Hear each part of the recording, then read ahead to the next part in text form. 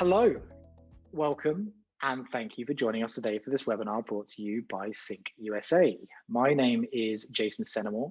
I'm the Chief Product Officer here at Sync, and I'm absolutely delighted and honored to be moderating today's panel discussion on driving virtual event audience engagement.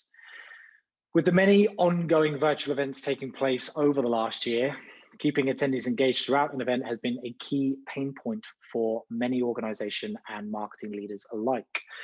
Virtual events have provided the ability to reach, attract, and bring together audiences in a seamless fashion, providing attendees with the ability to consume that content and interact with their peers from the comfort of their desk has obviously resulted, in most part, in a larger number of registrations and decreased event costs in comparison to those in-person gatherings. However, as virtual fatigue has set in, and it is very real, audience engagement has inevitably declined and can be extremely challenging to manage.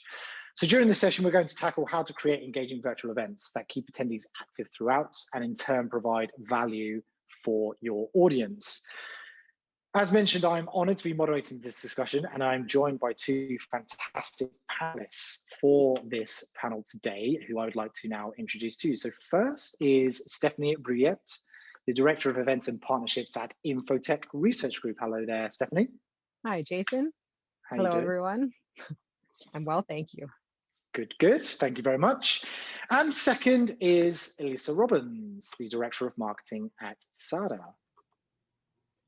Hello, Elisa. Thank you for joining me on the virtual stage. So actually, Stephanie, if you'd like to just start off by giving us a bit of an overview of your role at Infotech and Infotech in general, for those who might not know who you are. Well, absolutely. So Infotech is an IT research and advisory firm. We specialize in bringing research to technology professionals, CIOs, and the like to help them with their everyday projects and their strategy.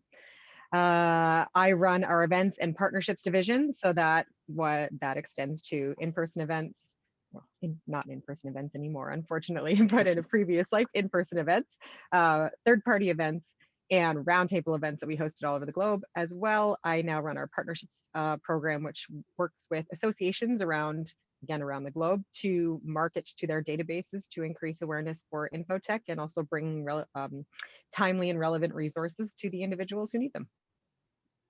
Fantastic, thank you very much. And Elisa, if you'd like to introduce yourself again a bit more robustly than I can and tell us a little bit more about SADA. Alyssa Robbins. I am the Director of Marketing at SADA. SADA is a Google Cloud partner reseller.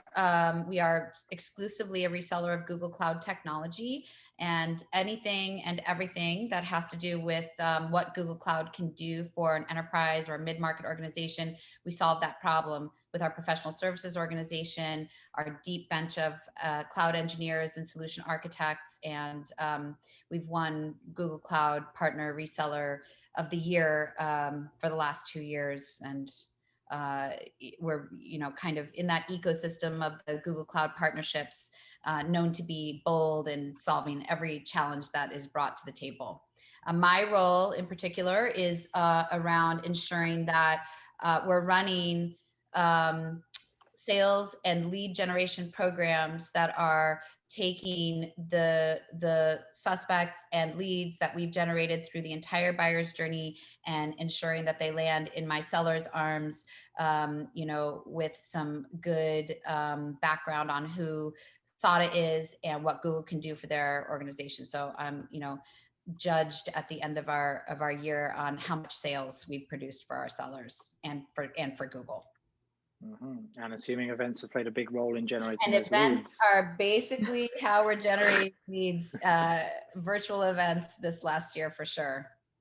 Excellent. Thank you very much. Well, thank you both for joining and agreeing to provide your insights today. And we do have a fantastic discussion for you attendees. Obviously, your questions are our priority. So if you do have questions you would like to ask the panelists, please do use that Q&A feature that you see at the bottom of your Zoom screen here, or you do have the chat feature as well, which you can post questions in also. The other thing we'd love to see is in the chat box, a little bit of collaboration amongst the attendees. We'd like to, as the panelists are commenting, speaking, sharing their thoughts, we'd love to see comments in the chat, and we'd love to see a sharing of information in the chat as well amongst your attendees to get that collaboration going. So please don't be shy. make some comments, ask some questions, make the most of the time we have available with these two fantastic panelists.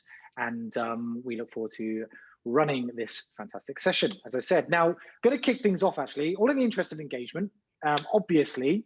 Now, one of the biggest frustrations I'm going to say right now is this session was all about audience engagement, and we've already experienced a high level of attrition, naturally. That is one of the challenges we have around engagement, right? And I'm actually going to kick things off, folks, by just throwing a quick poll out to the audience. So those who are watching, please do participate, because these polls are really, really valuable to us. And the first poll we're throwing out there is all around engagement challenges. So the question that I'm posing, and this is a multiple choice answer, you can select more than one. What are the key challenges with audience engagement you have experienced or are experiencing? The options we have available are attendance attrition, attendees not staying for the duration, cameras being off, little to no collaboration between the attendees, and virtual fatigue. So I'm just going to leave that up there for another 10 seconds, allow as many people to vote as possible. Again, attendance attrition, attendees not staying for duration, cameras off, little to no collaboration between attendees, virtual fatigue, and there is an other option there as well, just in case there's anything we've missed. So we'll go to 5, 4, 3, 2, and 1.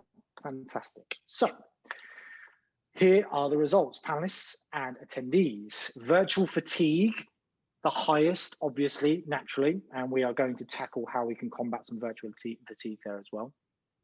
And then secondly, we're obviously looking at attendance attrition and little to no collaboration between attendees as well.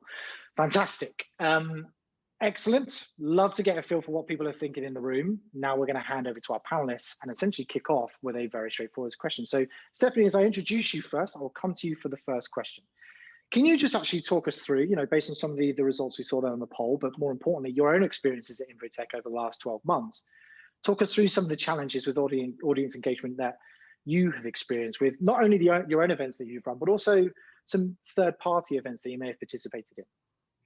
Yeah, well, to answer your question, I think I'd start with third-party events because that's the first one that I can draw on. So in my role prior, and it's still part of my role now, but with events not really happening in the capacity they used to, I've shifted my focus into a different role. So I'll speak to that after. But with third-party events, we tried to pivot and do some of the things that, like the companies came and they made big changes to try and adapt to a virtual setting. And so we tried to jump along with that.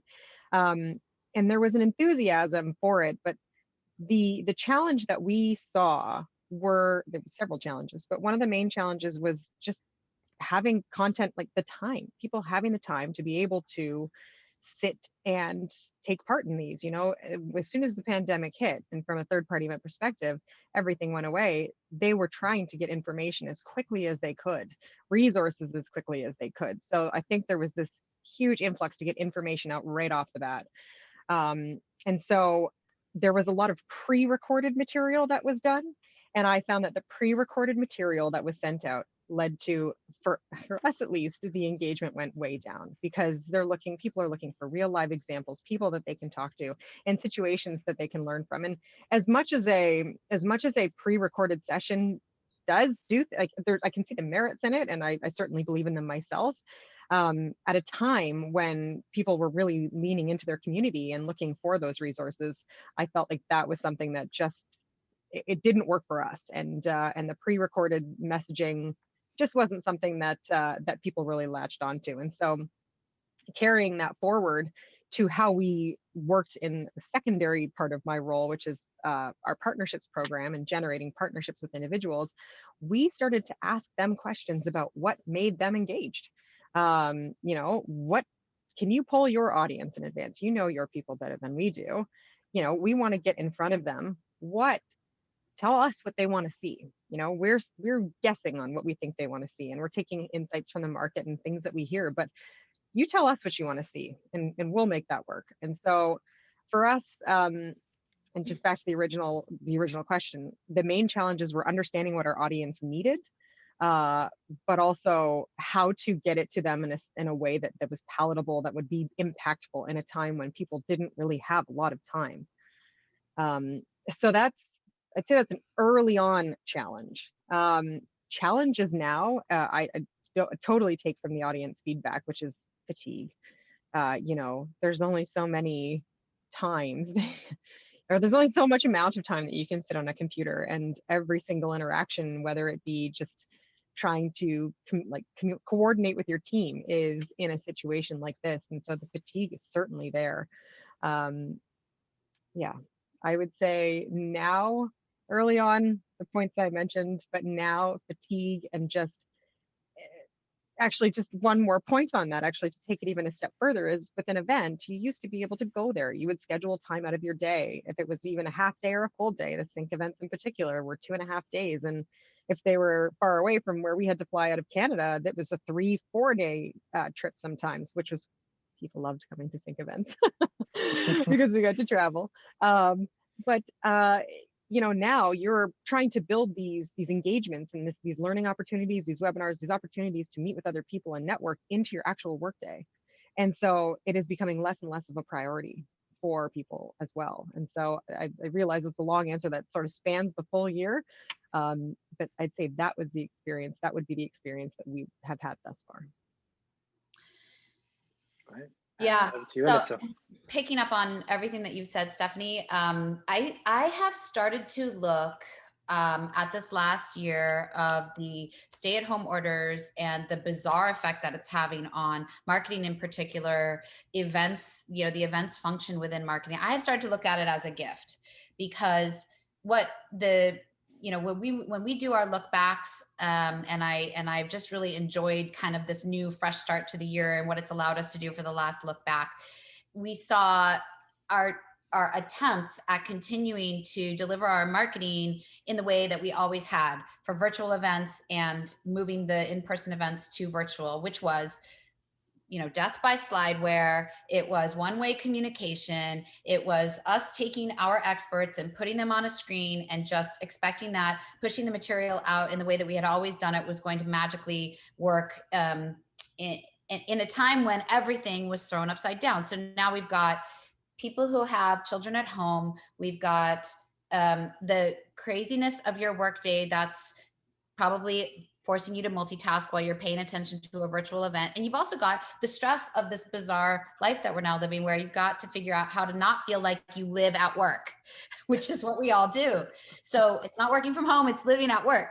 So I kind of liked that forcing factor. We had really high engagement right at the beginning of last spring, because everybody was clamoring to see what are we doing? How are we doing this? And people were signing up for everything. And then everyone was very overwhelmed very quickly. And the Zoom fatigue, the online fatigue set in around the summertime, all the way through the fall. And now we've seen an uptick this year. And we have truly implemented some systemic changes within our marketing organization to combat all of those things that I just talked about.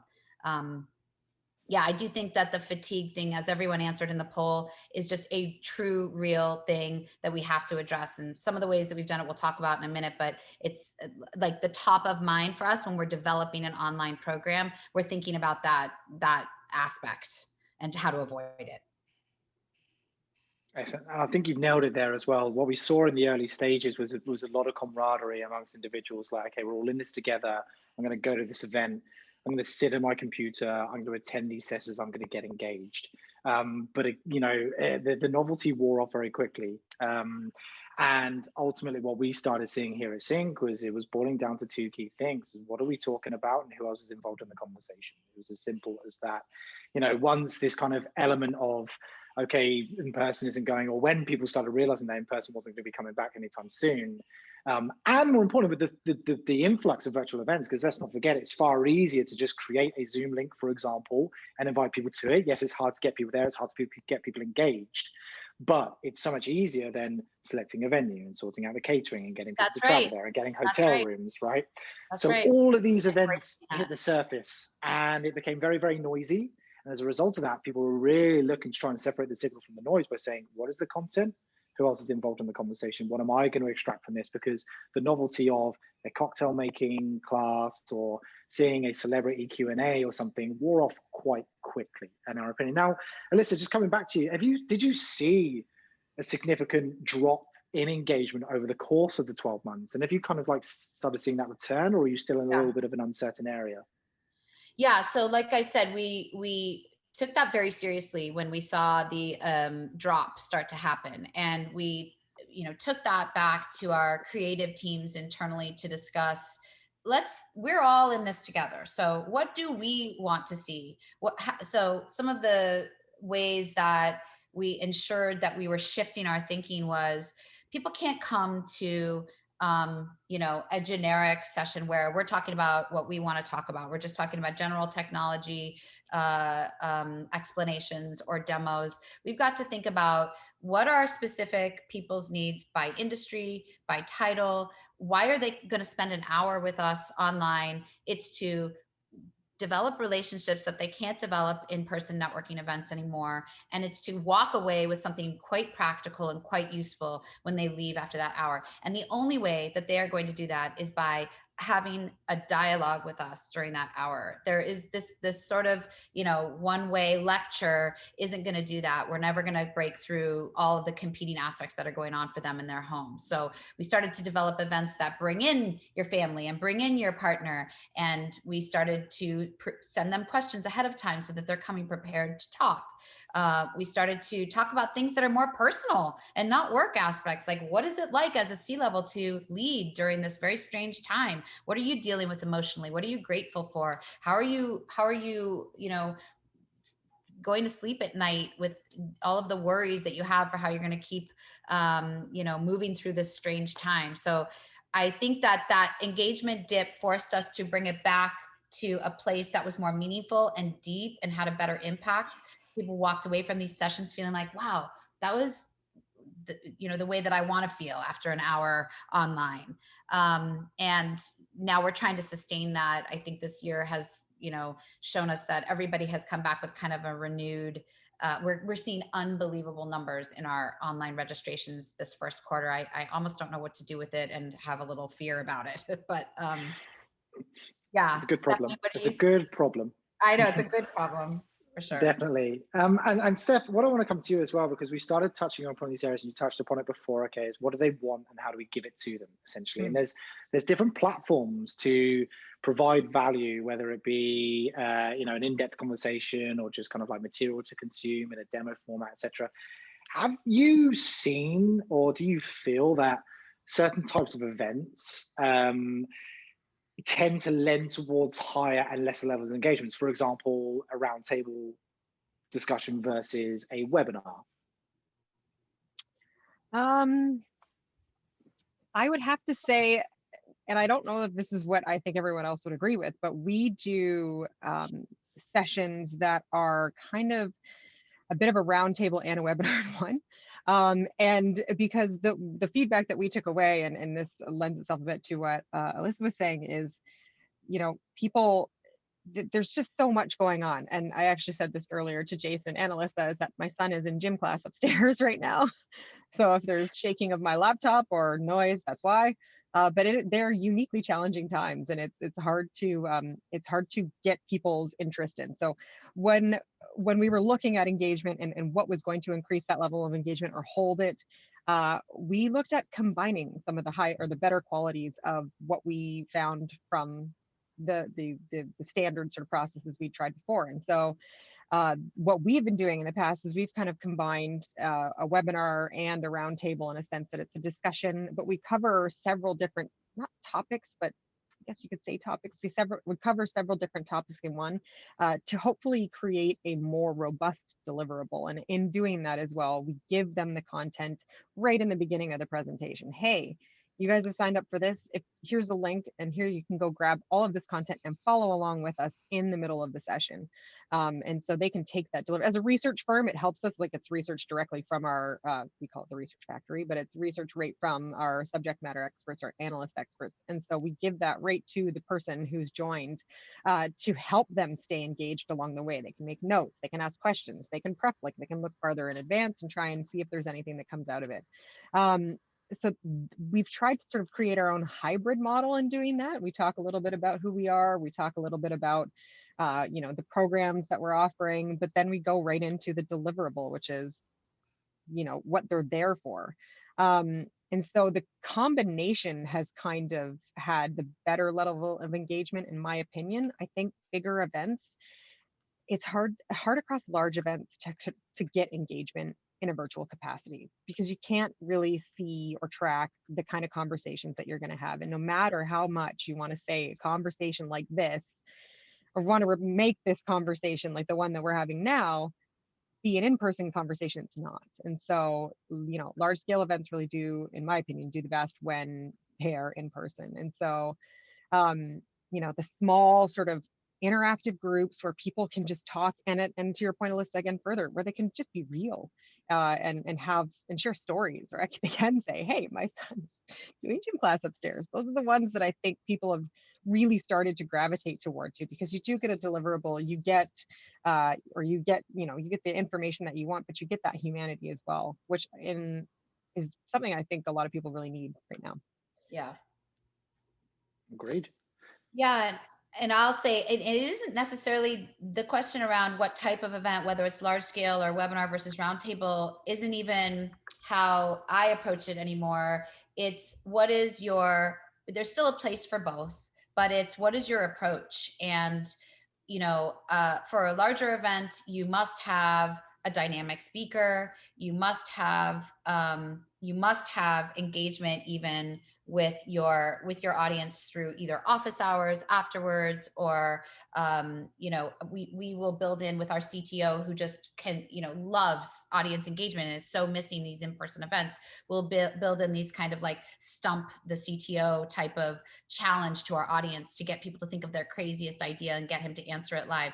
But we've also ensured that we're having conversations internally with our experts where it's a part of their goals throughout the year to come up with ideas and to use their knowledge of their experience with their customers to be a part of a marketing engagement that is really meaningful. And it's not a side job, and it's not something that is the way that it used to be. We just throw out a deck and throw a talking head at it and expect the same results. There needs to be thought put into it so that it is truly meaningful to the audience. So that's built into people's goals here internally from the content standpoint. For smaller events, like I said, we're really setting the tone with our audience that you come to this event and bring your family in, and we're going to cook together, and we're going to, enjoy a cocktail together. We're going to pair some wine and cheese together. And it's more about, if you understand who we are as people, who we are at our core, who we are, what our characteristics are, what kind of people we are, you're more likely to want to do business with us, or even to understand how we run our company and understand how we run our relationships with our clients. It's hard to get that across when we're all virtual. So we've built in that type of engagement that will be the entire purpose of a smaller event. It's just to get to know me, get to know my personality, get to know our executives, get to know the client facing project managers. And I see Barbie has a question here that what are the most popular virtual events, that like kind of what's the it now. I'll be interested to hear from the audience and from you, Stephanie and Jason. But I know you were saying that the tasting events are kind of like whatever. Those are working for us. We're sending a package of food. We're actually running one with Wolfgang Puck coming up in the next month. And we're sending a package of his famous risotto ingredients ahead of time, along with a bottle of wine. And again, you're going to bring your family, and we're going to spend an hour learning how to cook with him. And we're going to spend very little time talking about Google Cloud and more time just getting to know each other. I think those events are pretty special. But we're also taking a tactic with the marketplace, which is to serve and not sell. And that means that there's knowledge that we can transfer to our technical audiences right now that we're in a position to deliver. So we're here to help you. We've got tools, we've got ebooks, we've got videos that we've started recording every week. We've got webinars you can sign up for. We've got learning sessions. We've got right now a Kubernetes crash course for technical people to sign up and get really informed. We're informing our community on the knowledge that we have in the mindset of we're not here to sell, we're here to serve, we're here to enable you, we're here to impart some of our knowledge to our community, because that in the end serves all of us. And I think that shift in thinking is really what is meaningful right now for, what's really engaging and maybe what you definitely. And you mentioned that as well. And yes, those kinds of, experiences, cocktail class and cooking classes, etc. They work. I think what people need to understand is that's not going to see you through. You can't just go, we're going to do this and then expect people to automatically react to it. Like the secret sauce is combining that with you said about around a conversation around the Google Cloud platform and how that works with you and how you're there to serve those clients, right? There's a great comment in the chat here from Katie saying they did a PGA Tour a session with Claude Harmon in advance of the Masters tournament, which was really well received. It was fun, interactive, and tied our messaging to the golf thing. Exactly. You can't just throw, we're going to do a Q&A with this person and then expect people to arrive and be engaged. You need to be able to understand that that's going to see you through. It's the same way as the virtual event platform. There are some really intuitive virtual event platforms out there that can lend towards high levels of engagement. Yeah. You can't solely rely on that. You need to give the people the reason, the why. And I think in my perspective, to answer Barbie's original question about the most popular events, understand the audience. What are they looking for? What are you trying to achieve, right? Again, to the point, is it a marketing qualified lead? Is it a sales qualified lead? Is it something that you're actually trying to engage in a robust dialogue with somebody? Or is it a lead you're looking to hand to inside sales to try and get an appointment booked, right? Understanding all of those key components then help you plan what event suits which demographic and what experience we're looking to create for them. Because again, otherwise it won't really land in some areas. Stephanie, coming back to you here as well. Now, a big area that people have been focusing on to really try and drive engagement, and to the point that Alyssa made, that trust, that connection, is around building communities, serving communities. And this word community is coming more and more popular in the marketing world. You'll be part of this community, you get access to this, that, and what. How much emphasis do you guys at Infotech place on community, and has that kind of like been heightened after the events in 2020? Yes, Infotech prior to the pandemic was a very community-based organization, just because of our founder and CEO he's a good corporate citizen, and he likes to support the cities from where we are, where we have our offices. We're headquartered in London, Ontario, Canada, and so we have a strong ties to the community in London and beyond. So prior to the pandemic, community was a huge thing, and it has exponentially grown since then. So one of the things I run now is our association partnership program, and the origin of that, or sort of where it came from, was after the pandemic hit, we as a business created our COVID-19 pandemic response center. It was a resource center that all businesses could use. We pumped out a whack load of research and as Infotech does, tools, templates, and supporting documentation to help people get through this time. And we wanted to get that content to everyone. We were like, we have this content, let's get it out to whomever needs it as much as they need it. And so the association program was born, or reborn actually. And so we then went out to associations around North America, and it has since expanded to around the globe. But we went to associations and said, here, we've got content, we've got the stuff that you guys could use. And we want to help support your community. We want to be a good citizen, a good corporate citizen, and help support your community. So let us, here's the free content.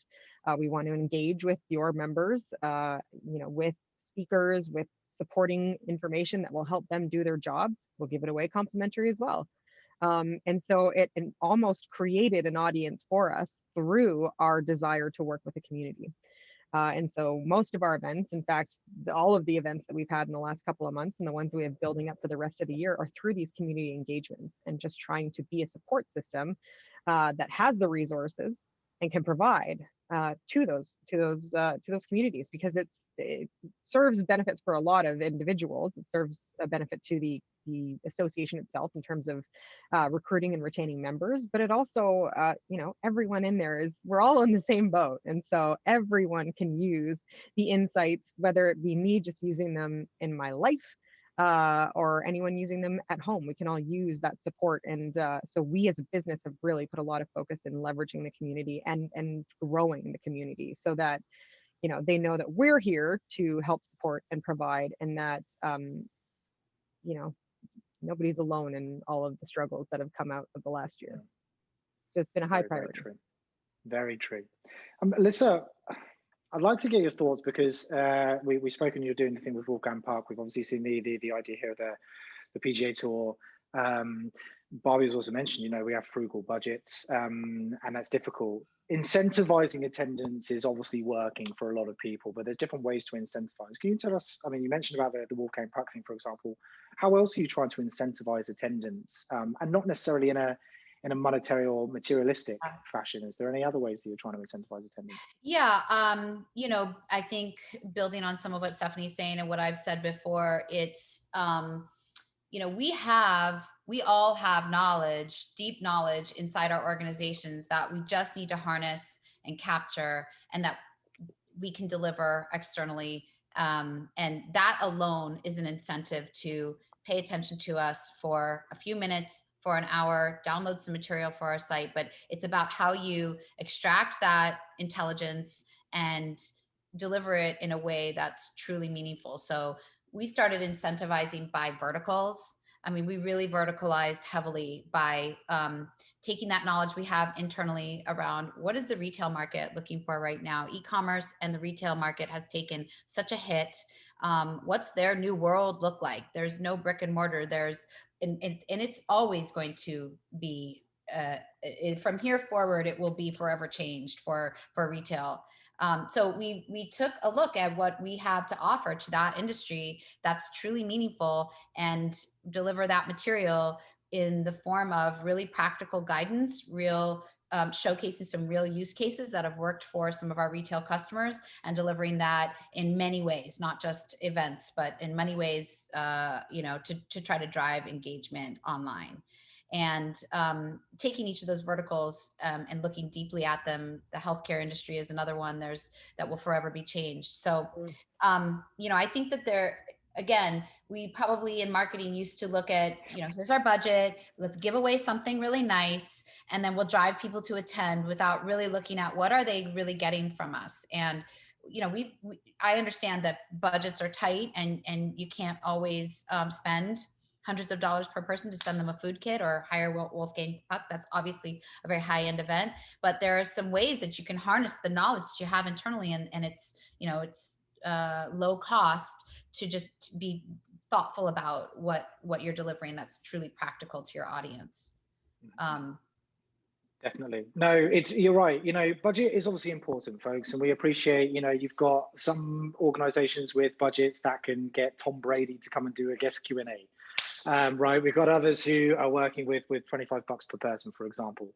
It's about getting creative. We actually worked with a client at Sync, and what they did is they actually offered free benchmarking as a result of coming to one of our roundtables that we ran together. That was intrinsic value and tangible value that those attendees could take away. If I come to this particular session, engage in conversation, I'm going to get, you know, $5,000 worth of value through this benchmarking, which again was enabled them to actually kind of like create that trust. We're not here just to sell off the bat. We're here to understand your pain points, and as a result of that, sell and build pipeline. It's a very, very smart move.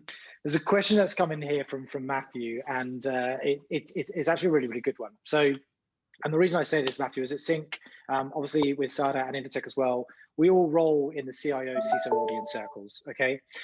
So Matthew says, we found that tasting personal touches work well for this demographic, but we seem to only have engagement from current customers or ops in flight. Do you have any advice on how to get engagement from cold prospects who may not want to enter their home mailing address or turn on webcams if they do attend? Yes, we do. And I'll start with this. We run a lot of events at Sync, okay? And throughout the course of 2020, we trialed various different ways to try and encourage engagement, audience participation, et cetera, et cetera, et cetera. And we tried all various incentives. Now, what we personally found was incentivizing that collaboration specifically fostered a greater level of collaboration. What I mean by that is, for example, with our virtual conferences. Virtual conferences, we spread out over the course of 3 days. And it's something else for people to consider is length of event, time of event. We've got a question here about time zones, which we'll tackle in a second, but you can't expect somebody to sit at a computer for 8 hours. It's not going to happen, okay? It may have happened in the first month of COVID. It's not going to happen anymore. They're getting bombarded all over the place. So the ability to spread content over the course of a period of time. Google Cloud did a fantastic job last year of actually spreading their Google Cloud conference over the course of, I think, 6 to 8 weeks. And each week had a dedicated content matter, right, which they focused on, which is easy to maintain and add into your calendar. Once they're there, so what we did at Sync is, prizes, and those prizes could be anything from, very, very kind of like inexpensive gift cards, all the way up to a brand new iMac or a Peloton, for example, which we've seen a lot of. Home exercise is a great draw, folks. Everyone's stuck at home; they want to exercise. So, what we did is we incentivize each day. You attend a session, your name goes into the hat. You make comments in the session, your name goes into the hat. You ask questions in the session, your name goes into the hat. The more sessions you attend, the more times your name goes into the hat. This encourages those individuals who aren't familiar with your organization, who are typically a little bit more shy in collaborating, thinking, I want that prize, I am going to get involved. It was an incredible tactic, and we just saw the results just completely go through the roof, purely just by saying, it's not about an incentive just to attend. It's an incentive to get involved, and the way we can do that, and then kind of like offer prizes off the back. Keen to hear how other people are kind of like incentivizing as well within those events specifically, and especially when it comes to prospects, because appreciate those relationships with customers already exist to them for the most part. So Steph, you got any examples as well of how you're trying to like really draw the prospects out a little bit more? Yes. So I can't buy Pelotons, unfortunately. I wish I could, otherwise I'd have one. I have a rowing machine. But we tried something a little bit different in trying to engage a wider group of people across several events. So the idea was, and this was back to what something Alyssa said, we also, after sort of the first few months of the pandemic happened and trying to reorganize how we would target individual, how we would set up our events, we went industry as well. And so we immediately looked at our industry verticals, and we looked to healthcare because we felt, hey, you guys have the biggest need right now. And so we set up a series of 3 events that we were going to do. They spanned, it was a 1-hour roundtable. And it was going to be a small group setting, but the goal was with that, 5 to 10 prospects in each over the course of 3 months. And we'd talk about a different topic every single month. And at the end, every single person who participated would get this customized deliverable with feedback, with information, insights, and next steps and actions to take away from their peers and from our subject matter experts.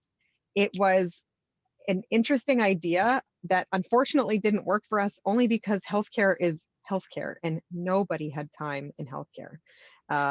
We did get some people to attend our first session, but unfortunately they were multitasking, and we had a situation where one gentleman, we thought he was talking to us, but he was actually talking on the phone. So I wouldn't say that's the best thing to try and do.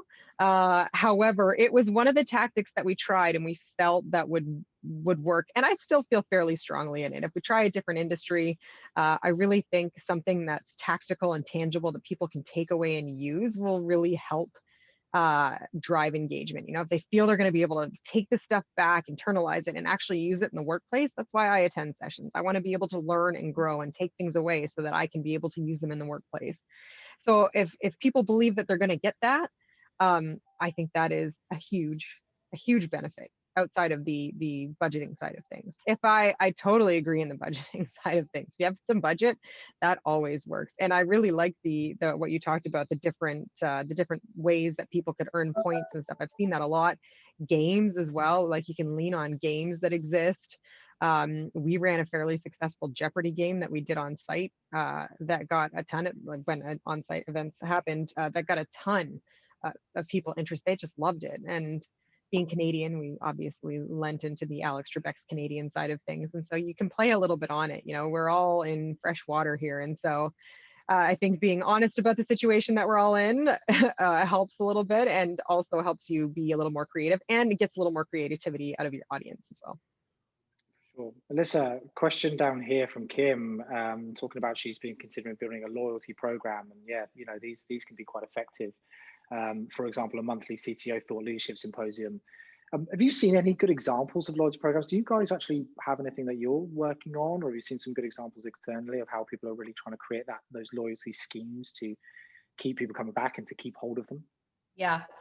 So I mentioned a training course that we actually are launching in about 20 minutes. And it is delivered by one of our cloud engineers. And the goal is to skill up the technical audience around a highly technical product, Kubernetes, that is normally a for-fee course that they might take. And then at the end, they may go for a certification that helps them. That helps an individual. It doesn't help us for sales. It helps the individuals by the end of this session have now skilled up. Now it's skilled up some of our community, and everybody is, better for it. So I think that, has kind of a halo effect on our brand, and we'll do things throughout. We've had this incredible response to it by doing things like raffling off money. Every week we'll raffle off some money towards that certification, which is quite expensive. That comes with engagement from them in order to get their name in the hat. We're offering Uber Eats, gift cards so that people can spend some time with us, but also have lunch on us. It's sort of a lunch and learn mentality. And overall, when you break down, we've had over 500 registrations. When you break down the per lead cost for those incentives, the cost per lead is quite low. It might have been quite high if we hadn't had the response that we did. But again, this is harnessing knowledge that we have internally, and it's a huge ask for our cloud engineers to deliver this over the course of 8 weeks, but we're building loyalty as we go. People can come in and come out throughout each week. We'll have on-demand sessions so people can catch up asynchronously. But these types of this is the first time we're really running something that's quite extensive like this. That is I'll find out at the end of sort of what our attrition is as we go, but the response so far has been just tremendous. On the greenfield, or the sort of cold prospect question, we call them greenfield here.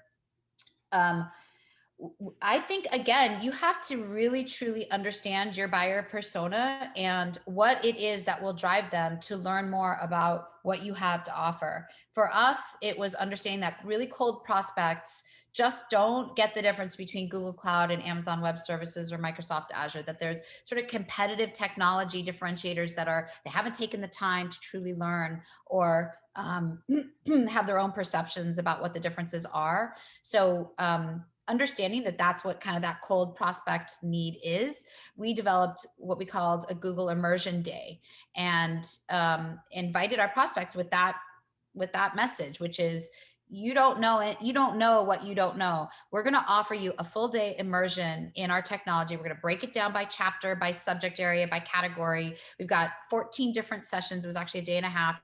14 different sessions. You can pop in and pop out depending on the category that you're interested in, and learn from us. Again, this is on the serve, don't sell mentality.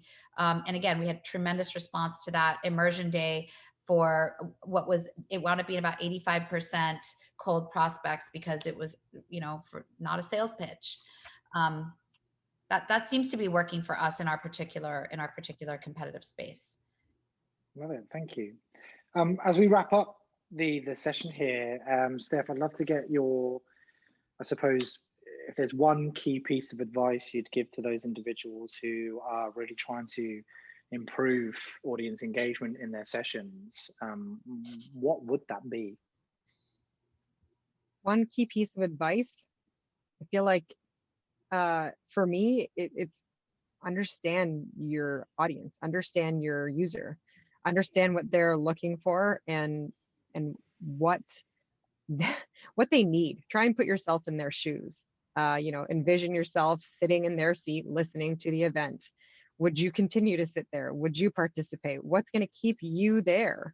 We're all doing the same things. We're all trying to navigate this in the same way. So if I put myself in the shoes of the user, is it going to be worth my time? I worked as a remote employee prior to the pandemic, so I've been sitting I've been a face in a screen for 7 years now, and it's never been more challenging and pressing than it has been in the last year. And so, just putting yourself in the shoes of the buyer, or the individual. I hesitate to call them a buyer. Just furthermore on what Alyssa said is, yeah, don't treat them like the buyer. Let them get to know you. Like a lot of stuff out in the world right now is uncertain, and so just get to know. Let your prospects get to know you, and give them the opportunity to understand you in the way that you'd want them to, and understand your buyer. Well said. Alyssa? I have two pieces of advice. The first is silly, but oh so important. It is, pay attention to the name of your event. And it is so much more than just throwing together, a string of words. It is about not using business speak. We're sick of it. Mhm. Don't get rid of words like journey and transformation and digitizing. Nobody wants to hear it. It's got to be real. It's got to be regular language that we can all relate to, and it's got to tell you what you're going to get out of it. And because we're all being bombarded, and so the name of your event is so important. And if you're not getting a response from your current name, take it down and change it 1 week or 2 weeks after you've started recruiting for it. I have learned that. And then my second piece of advice is pretend like your event is an interview. Sorry. Pretend like your event is an interview. The dog in the background. An interview that you are delivering to recruit somebody to come work for you. So you're putting everything into it to represent who your company is at its core, what your company's practices are on all the cultural fronts. DEI is important to you. Put that out there. And ensure that people on the receiving end of any event that you're delivering with your thought leadership, your content, your technical expertise, whatever it is seeing this as an opportunity for you to reflect who you are as a company. And if everybody goes into it with that attitude, and it's not a side gig for a person who's not in marketing, and we're all so busy and you just want to get the event over with and you just want to recruit and then churn them in and churn them out. Don't think of it that way. Every hour that you spend with someone outside of your company is an opportunity to put forth a reflection of who you are and how you operate. And that is so important, and it grows. Then when they see you on social media and your posts there, they remember who you are and what you were like. They're going to pay attention to your content that you're putting out into the marketplace. All of your 360-degree marketing is getting a lift from that opportunity. So that's how very, very, very well said. No, that's fantastic. And just to kind of like provide my little bit of guidance there as well. Some amazing comments, right? Understand your audience and understand what you're trying to achieve from this, et cetera, et cetera. I think one of the biggest things as well, okay, we talk about, there was a question about time zones and stuff, which I'll quickly tackle. Time zones, again, trying to do national, depending on the event you want to do. If you're looking to more like kind of intimate stuff, then break it down into different regions. People like to network on a regional basis. So break it down into regions, break it down into industries, but focus on regions so it's easier to consume. More often if we're doing a national one, we'll work on central time zone that kind of spans the country, but break that down to regions and that can really help. Outside of all that, the thing that I'll say is, okay, content is always king. It's always going to be, and people are always going to be turned by content. But more importantly, once they're there, to get them engaged, the speaker, moderator, session leader, whatever you want to call them, is so important. I cannot tell you how many times I've been involved in a roundtable discussion or a webinar or whatever, where the speaker, it just is not engaging.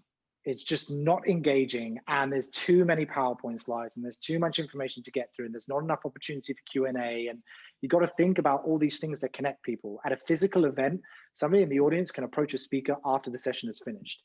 In a virtual event, they cannot do that. You need to save ample time for Q&A for that to happen. And you need to make sure that that speaker is going to command their attention to avoid people multitasking. Because if it's monotone and just going through the motions, people are going to switch off.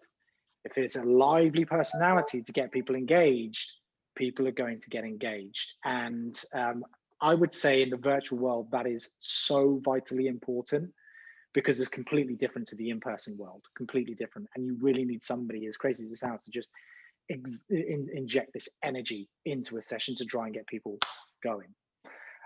That brings us to the end. We've actually run 10 minutes over time, so I do apologize, but thank you for those who were able to stick with us. Yes, great advice, Alyssa. Thanks to both as well, Alyssa and Stephanie, for your experience and insight. Appreciate it. We have run over. This session will be made on demand, of course. We are around the world of on demand, so you'll be able to watch this back whenever you wish and share with your colleagues as well, so that they get a slice of the wisdom that has been shared by both Stephanie and Alyssa today. So thank you all attendees for joining. Thank you all for your questions. Thank you for your collaboration and comments in the chat again. And thank you very much to our panelists, Stephanie and Alyssa. Really appreciate your insights today. Thank you. Thank you, Jason. Thank you, Stephanie. All the best, everybody. Stay safe. Take care. Cheers. Bye-bye.